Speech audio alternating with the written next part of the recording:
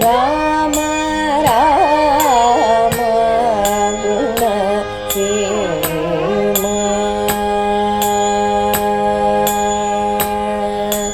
ರಾಮ ರಾಮ ಗುಣ ಸೇಮ. ಶ್ರೀಮತೆ ರಾಮಾನುಜಾಯ ನಮಃ. ಲೋಕಾಭಿರಾಮಂ ರಣರಂಗಧೀರಂ ರಾಜೀವನೇತ್ರಂ ರಘುವಂಶನಾಥಂ ಕಾರುಣ್ಯರೂಪಂ ಕರುಣಾಕರಂತಂ ಶ್ರೀರಾಮಚಂದ್ರಂ ಶರಣಂ ಪ್ರಪದ್ಯೆ. ಕೂಜಂತಂ ರಾಮ ರಾಮೇತಿ ಮಧುರಂ ಮಧುರಾಕ್ಷರಂ ಆರುಹ್ಯ ಕವಿತಾಶಾಖಾಂ ವಂದೇ ವಾಲ್ಮೀಕಿಕೋಕಿಲಂ. ತಸ್ಮೈ ರಾಮಾನುಜಾರ್ಯಾಯ ನಮಃ ಪರಮಯೋಗಿನೇ. ಯಶ್ರುತಿಸ್ಮೃತಿಸೂತ್ರಾಣಾಂ ಅಂತರ್ಜರಮಶೀಷಮತ್. ವಿಶ್ವಾಮಿತ್ರರು ಒಮ್ಮೆ ಪುಷ್ಕರ ತೀರ್ಥದಲ್ಲಿ ಸ್ನಾನ ಮಾಡ್ತಾ ಇದ್ದರು.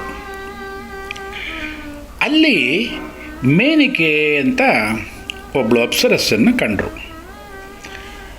ಅವಳ ಸೌಂದರ್ಯಕ್ಕೆ ಮಾರು ಹೋದರು. ಅವರ ಚಿತ್ತ ಚಂಚಲ ಆಯಿತು. ಅವಳೊಡನೆ ಹಲವಾರು ವರ್ಷಗಳ ಕಾಲ ಕಳೆದುಬಿಟ್ರು. ಸ್ವಲ್ಪ ವರ್ಷಗಳಾದ ಮೇಲೆ ವಿಶ್ವಾಮಿತ್ರಗೆ ಅನ್ನಿಸ್ತು, ತಾನು ಮಾಡಿದ್ದು ತಪ್ಪಾಯಿತು. ಎಷ್ಟು ಸಾಧನೆಗಳನ್ನು ಮಾಡಿದೆ, ಎಷ್ಟು ವರ್ಷಗಳ ತಪಸ್ಸು ಮಾಡಿದೆ, ನಾನು ಚಿತ್ತ ಚಂಚಲನಾಗಿ ನಾನು ಈ ತಪಸ್ಸನ್ನೆಲ್ಲ ನಾನು ಕಳ್ಕೊಂಡ್ಬಿಟ್ಟೆ ಅಂತ ಪಶ್ಚಾತ್ತಾಪ ಆಯಿತು. ಅದಕ್ಕೆ ಅವರು ತುಂಬ ನಾಚಿಕೆಯಿಂದ ಆ ಜಾಗವನ್ನು ಬಿಟ್ಟು ಮೇನಿಕೆಯನ್ನು ಕಳಿಸ್ಕೊಟ್ಬಿಟ್ರು. ಆಮೇಲೆ ಅವರು ಉತ್ತರದ ಕಡೆಗೆ ಹೋಗಿ ಅಲ್ಲಿ ದೀರ್ಘವಾದಂಥ ತಪಸ್ಸನ್ನು ಮಾಡ್ತಾರೆ.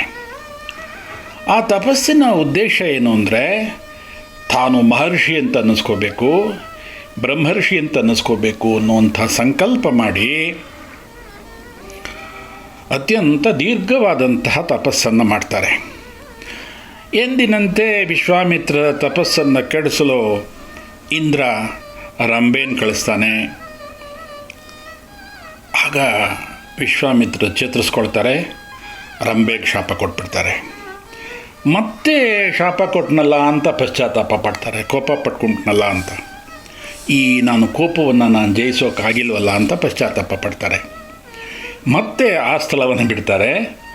ಪೂರ್ವಾಭಿಮುಖವಾಗಿ ಹೋಗಿ ಅನೇಕ ವರ್ಷಗಳ ಕಾಲ ಎರಡೂ ಕೈಯನ್ನು ಮೇಲಕ್ಕೆತ್ತಿ ಬೇಸಿಗೆಯ ಸಂದರ್ಭದಲ್ಲಿ ಪಂಚಾಗ್ನಿಯ ಮಧ್ಯೆ ಚಳಿಗಾಲದಲ್ಲಿ ನೀರಿನ ಮಧ್ಯದಲ್ಲಿ ನಿಂತು ಘೋರವಾದಂಥ ತಪಸ್ಸನ್ನು ಮಾಡ್ತಾರೆ. ಬಹಳ ವರ್ಷಗಳ ತಪಸ್ಸಾಗೇ ಮಾಡ್ತಾನೆ ಇರ್ತಾರೆ. ಆಹಾರವನ್ನೆಲ್ಲ ಬಿಟ್ಬಿಡ್ತಾರೆ. ಕೊನೆಗೆ ತುಂಬ ಹಸಿವಾದಾಗ ಆಹಾರಕ್ಕಾಗಿ ತಾವೇ ಅನ್ನವನ್ನು ಬೇಯಿಸ್ಕೊಳ್ತಾರೆ. ಆಗ ಇಂದ್ರ ಬ್ರಾಹ್ಮಣ ರೂಪದಲ್ಲಿ ಬಂದು ಭಿಕ್ಷೆಯನ್ನು ಕೇಳ್ತಾನೆ, ಅನ್ನವನ್ನು ಕೇಳ್ತಾನೆ. ತಾವು ತಿನ್ನಬೇಕು ಅಂತ ಇಟ್ಕೊಂಡಿದ್ದಂಥ ಅನ್ನವನ್ನು ಇಂದ್ರನಿಗೆ ಕೊಟ್ಬಿಡ್ತಾರೆ. ನಿರಾಹಾರಿಯಾಗಿ ಪುನಃ ತಪಸ್ಸನ್ನು ಮಾಡ್ತಾರೆ. ಅದೆಷ್ಟು ವರ್ಷಗಳ ಕಾಲ ದೀರ್ಘವಾದಂಥ ಕಠಿಣವಾದಂಥ ತಪಸ್ಸನ್ನು ಮಾಡ್ತಾರೆ. ವಿಶ್ವಾಮಿತ್ರರ ಉಗ್ರ ತಪಸ್ಸಿಗೆ ದೇವತೆಗಳೆಲ್ಲ ತಲ್ಲಣಿಸಿಬಿಡ್ತಾರೆ.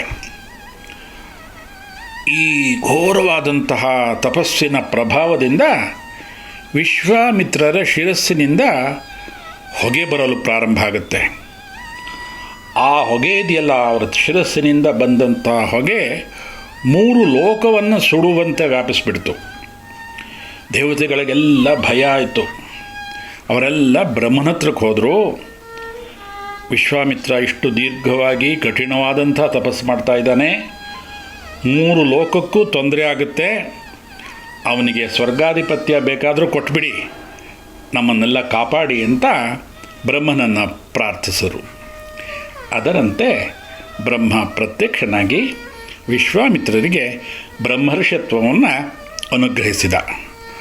ಓಂಕಾರ, ವಷಟ್ಕಾರಗಳು, ವೇದಾಂಗಗಳು ಎಲ್ಲ ವಿಶ್ವಾಮಿತ್ರರಿಗೆ ತಾವಾಗಿಯೇ ಸಿದ್ಧಿಸ್ತು. ವಿಶ್ವಾಮಿತ್ರರು ಬ್ರಹ್ಮನನ್ನು ಪ್ರಾರ್ಥಿಸಿದರು. ನಂದೊಂದು ಕೋರಿಕೆ ಇದೆ, ಅದು ಅಂದರೆ ಬ್ರಹ್ಮನಿಷ್ಠರಾದಂಥ ವಸಿಷ್ಠರು ನನ್ನನ್ನು ಬ್ರಹ್ಮರ್ಷಿ ಅಂತ ಹೇಳಬೇಕು ಅಂತ. ವಸಿಷ್ಠರಿಗೂ ವಿಶ್ವಾಮಿತ್ರರಿಗೂ ದೇವತೆಗಳು ಸ್ನೇಹ ಮಾಡಿಸಿದ್ರು. ವಸಿಷ್ಠರು ಬ್ರಹ್ಮ ಹೇಳಿದಂತೆಯೇ ಆಗಲಿ ಅಂಥೇಳಿ ವಿಶ್ವಾಮಿತ್ರರನ್ನು ಬ್ರಹ್ಮರ್ಷಿ ಅಂತ ಕರೆದರು. ಇಲ್ಲಿಗೆ ಇವತ್ತಿನ ರಾಮಕಥೆ ಮುಕ್ತಾಯ ಆಗ್ತಾಯಿದೆ. ನಾವೆಲ್ಲ ಅತ್ಯಂತ ಆನಂದದಿಂದ ಸಂತೋಷದಿಂದ ಎದುರು ನೋಡ್ತಾ ಇರೋವಂಥ ಒಂದು ಅಪೂರ್ವವಾದಂತಹ ಮಂಗಳಕರವಾದಂತಹ ಸಂದರ್ಭ ಮುಂದಿನ ರಾಮಕಥೆಯಲ್ಲಿ ಬರ್ತಾ ಇದೆ. ರಾಮ ಸೀತಾರಾಮನಾಗ್ತಾನೆ. ಎಲ್ಲ ದೇವಾನುದೇವತೆಗಳೆಲ್ಲ ಈ ಸೀತಾರಾಮ ಕಲ್ಯಾಣವನ್ನು ನೋಡಲಿಕ್ಕೆಲ್ಲ ಬರ್ತಾ ಇದ್ದಾರೆ. ಅತ್ಯಂತ ಮಂಗಳಕರವಾದಂತಹ ಸಂದರ್ಭ ಸೀತಾ ಕಲ್ಯಾಣ. ಆ ಕಲ್ಯಾಣಕ್ಕಾಗಿ ನಾವೆಲ್ಲ ಕಾತುರರಾಗಿ ಕಾಯ್ತಾ ಇರೋಣ. ಲೋಕ ಸಮಸ್ತ ಸುಖಿನೋ ಭವಂತು. ಶ್ರೀಮತೆ ರಾಮಾನುಜಾಯ ನಮಃ. ಶ್ರೀರಾಮ ರಾಮ